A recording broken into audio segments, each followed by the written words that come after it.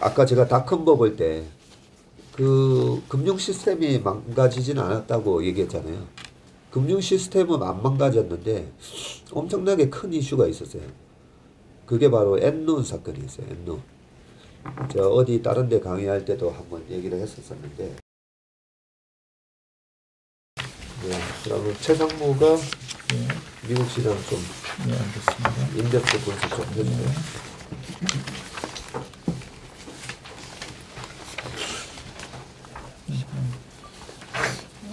예, 미국 시장 좀 많이 빠졌는데요. 결국에는 그 매크로 이슈가 또는 기업 실적이 지금 그 전체적인 미국 시장의 실적하고 밸류에이션 측면을 건드리고 있습니다. 가장 그 전형적인 사례가 저는 아마존이라고 생각하는데, 아마존의 실적이 매출부터 시작해서 영업이익 그리고 순이익까지 다 예상치를 하회했고 전망 자체도 불투명하게 나오면서 일단 그런 부분들이 금요일날 미국 시장에 상당히 부정적 영향을 줬던 것 같고요. 거기에 그 일부 시황에서는 장 막판으로 갈수록 헤지 펀드의 기계적인 매매도 나오면서 매물이 막 쏟아졌다고 하더라고요. 그래서 더 영향을 줬던 것 같습니다. 전무님도 언급하셨듯이 미국 시장에서 기계적인 매매가 상당히 늘어나면서 그런 부분들이 변동성을 키우는 요인으로 작용을 했던 것 같고요. S&P 500 밸류에이션 지표하고 주요 기업 EPS 추정치 변화를 보면은 일주일간 3.3%가 빠졌는데 그 12개월 EPS 추정치는 0.1%가 늘었습니다. 증가했습니다. 근래 들어서 가장 작은 추정치 증가율을 보였는데요.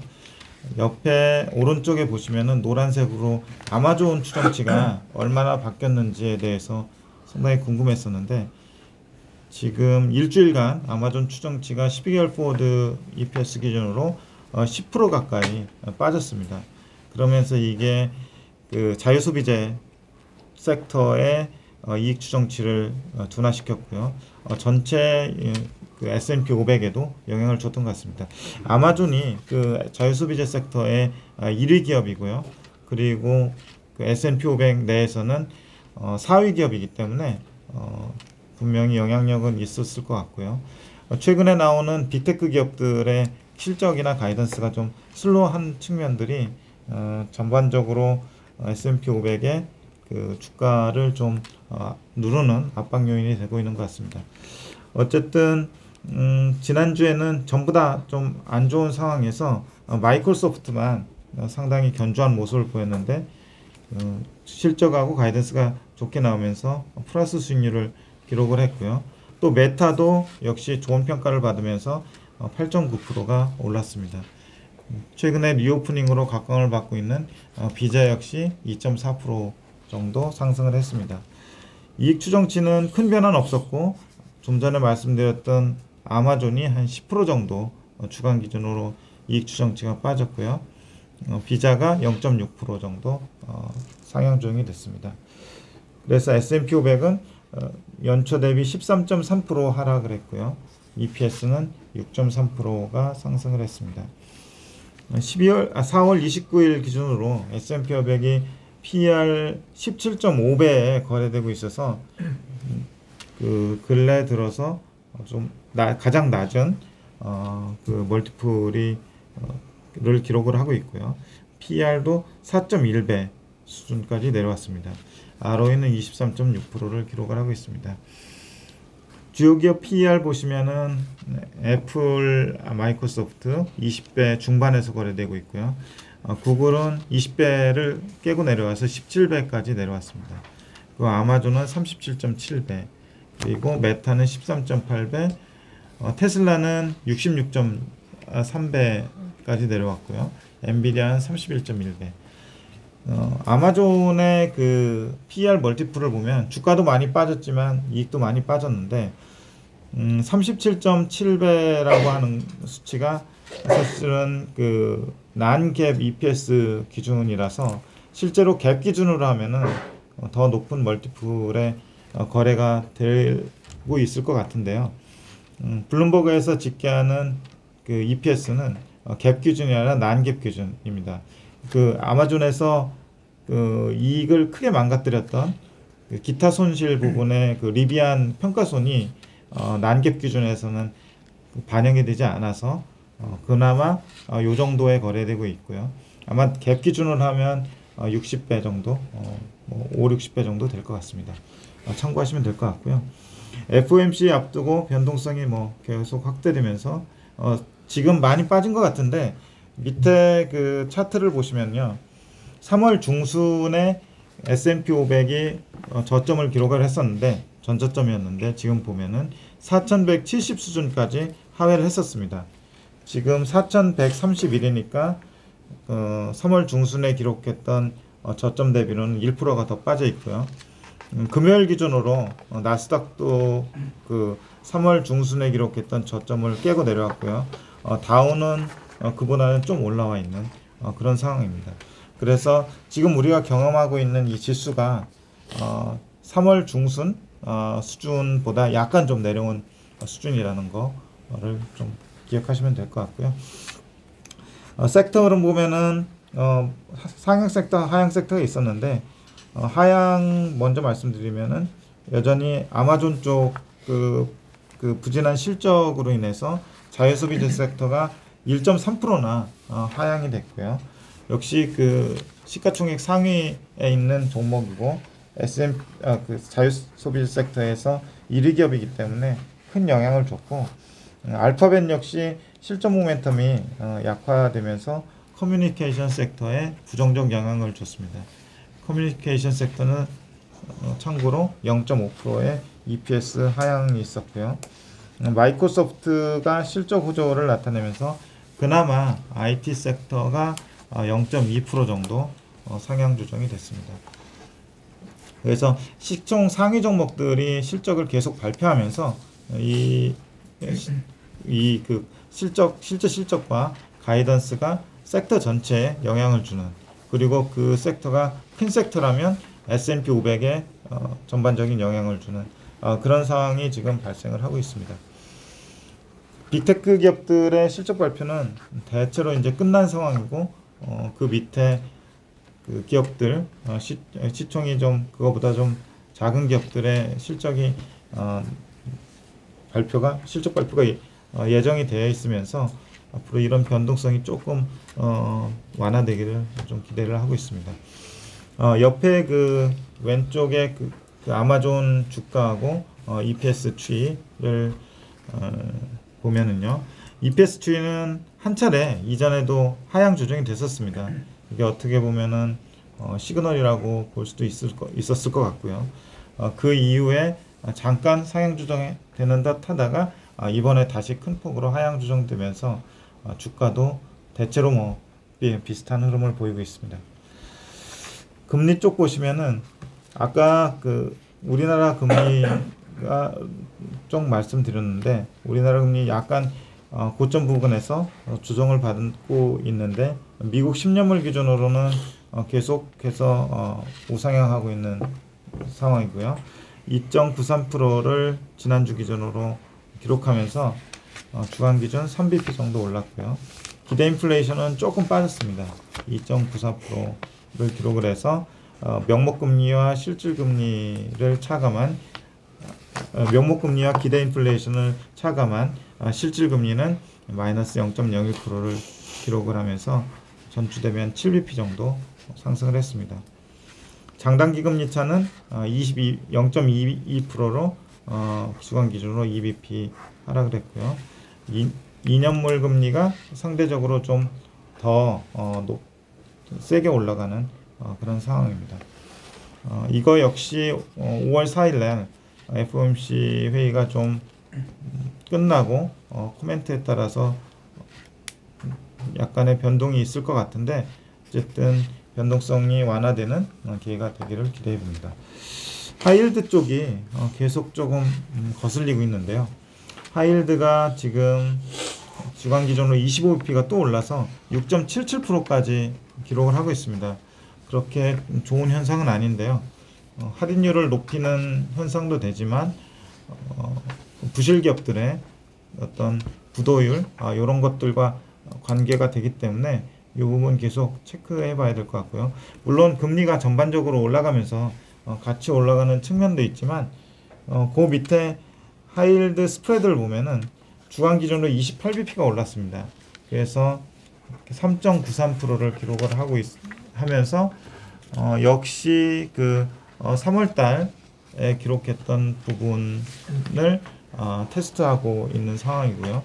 안전자산 선호 현상이라고도 뭐 볼 수 있고, 약간 좀 심리가 불안해지면서 이런 좀 위험자산 쪽에서 자금이 이탈하면서 나타나는 현상이라고도 볼 수 있겠는데, 지금 그 미국의 가계나 기업의 신용 건전성은 자산 건전성은 글로벌 IB들의 말에 따르면 상당히 건전한 편이다라고 얘기를 하고 있고요.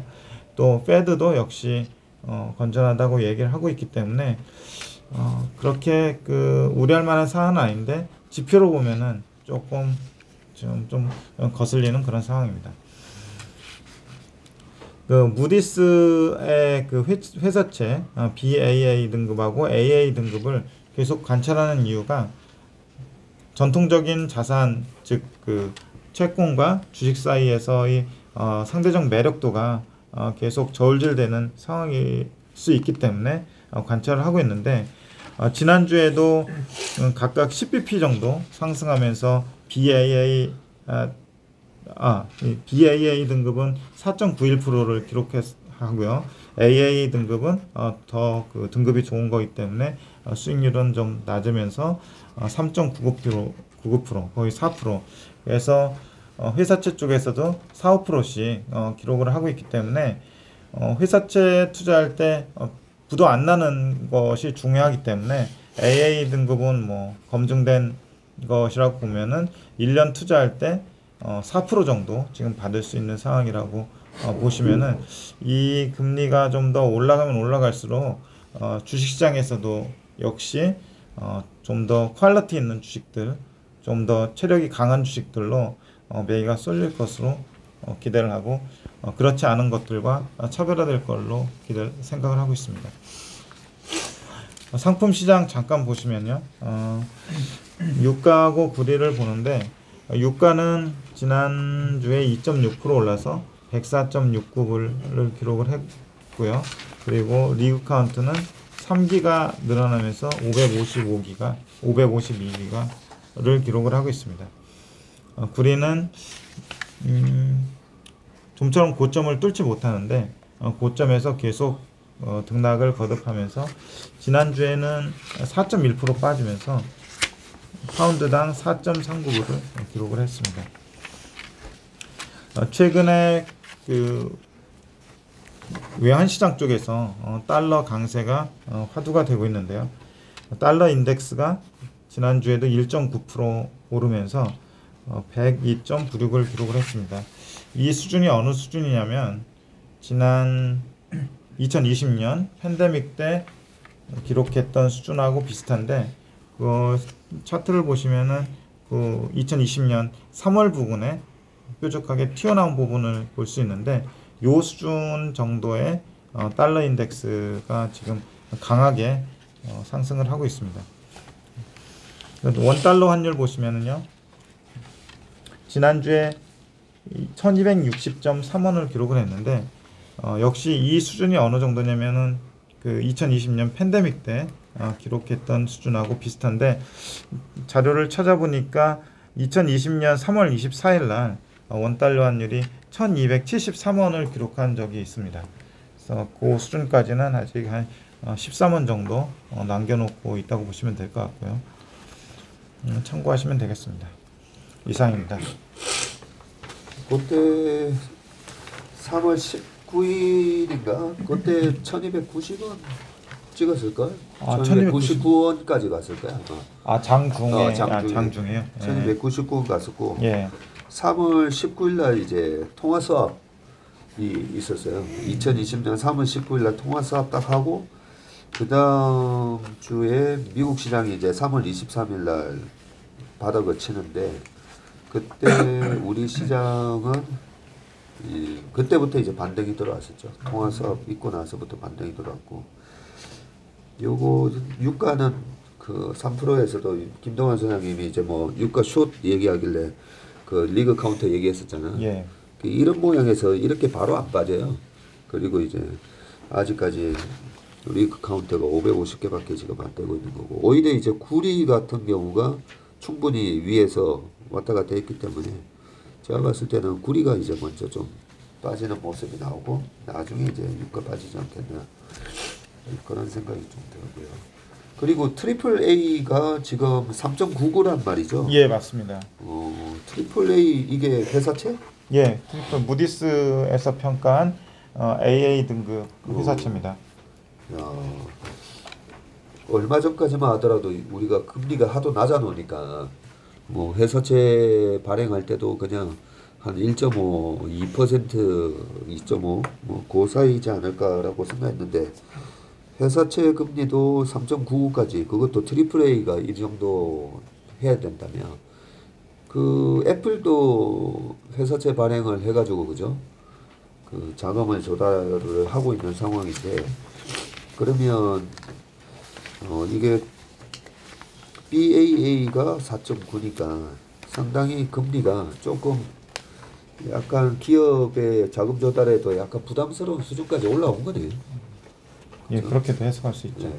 그리고 이제 뭐 우량한 기업이 부도나지 않을 기업이 뭐 4% 5% 준다면은 굳이 주식의 위험을 감수하면서까지 투자하지 않을 사람들도 있을 수 있죠. 예, 그렇게 보지. 어제 저녁에 슈카 본 사람 있어요? 아무도 안 봤네. 어제 저녁에 그 밤 11시에 슈카를 6만 명이 보고 있어요. 6만 명.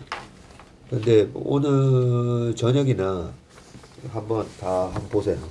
굉장히 중요한 내용을 슈카가 해줘가지고 그 슈카 내용의 그 요지가 뭐냐면 아까 제가 닷컴 버블 때 그 금융 시스템이 망가지진 않았다고 얘기했잖아요.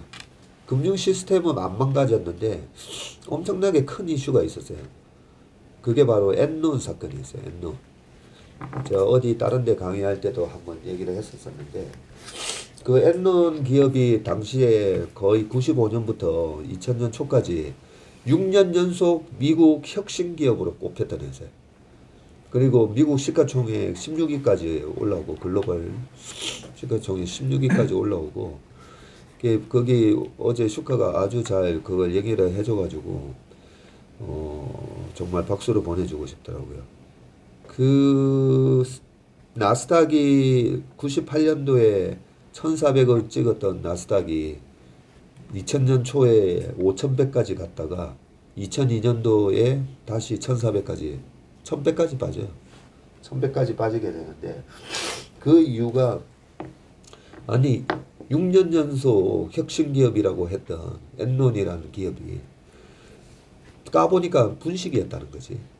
그것 때문에 아서 앤더슨 컨설팅이라고 거기 글로벌 그 탑 10의 MBA 출신들이 가장 들어가고 싶은 회사 중에 하나가 또 앤더슨 컨설팅이었어요. 보스턴 컨설팅 이런 회사처럼 그 앤더슨 컨설팅이 망해버렸어요.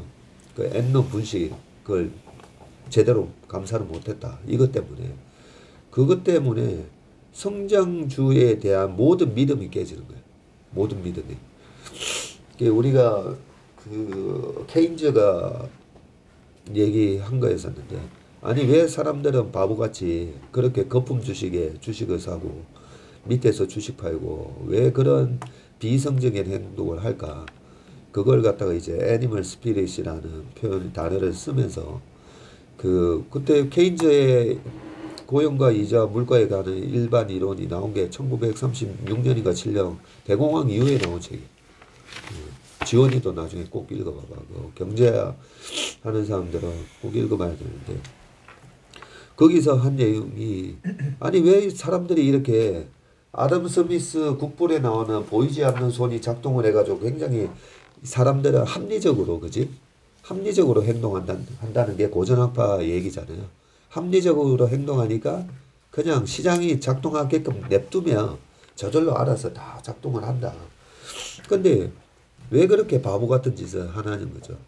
그 바보 같은 짓을 하는 이유로 그런 애니멀 스피릿을 얘기하면서 그 중에 하나가 스토리에 대한 확신이에요.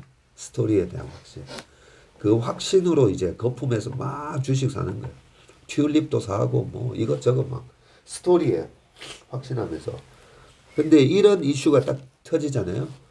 뭐야, 엔론이 6년 연속 혁신으로 알았는데 그 혁신이 조작이었다는 거지. 조작. 그걸로 닷컴의 그 거품을 만들었던 그 믿음이 한 방에 깨진 거야, 한 방에. 그런 믿음이 깨지면서 2000년에 그 엔론 사태가 불거지고 2001년도 앤더슨 컨설팅까지 다 그냥 한 방에 다 정리를 해버리면서 2002년까지 주가가 계속 닷컴의 주가는 쭉 빠지고 아까 제가 뭐 풀먼이나 아무데나 코카콜라 이렇게 얘기했었지만 사람들이 다시 필수 소비재에서 나오는 이 이익도 캐시도 진짜 제대로 들어오는 거 맞나라는 거에 대한 그 믿음이 다시 생기는 데까지 거의 3년 걸렸던 거예요. 그런 차원에서 우리가 그 최상무가 그 99년 2000년 초 2000년 4월 아까 나스닥이 고점을 찍었던 2000년 3월 그때 나스닥의 PER 있잖아. 그 뭐 자주 언급이 되잖아요. 그때 얼마나 거품이었는지 그거 PER을 한번 조사해 주시고 그리고 지금 나스닥의 PER이 얼마인지. 근데 뭐 그때에 비하면 그때는 스토리였고 지금은 실적이 그래서 실적이 나오는 기업들은 안 빠지는 거예요. 실적이 저거 의심스러운데 하는 기업들이 다 박살나는 거거든요.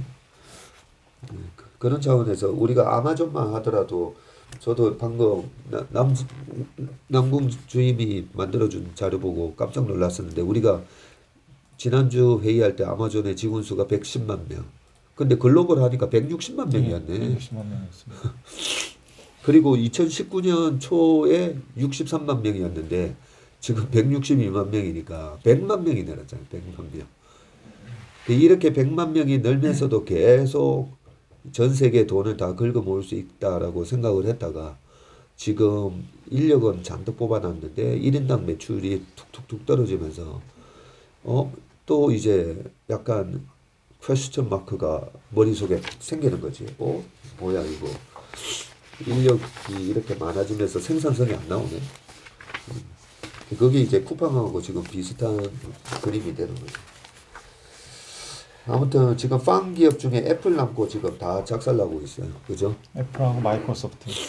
팡에서는 마이크로소프트는 안 들어갔었으니까 처음에. 나중에 이제 마가 하면서 그지. 팡은 지금 넷플릭스란 거죠.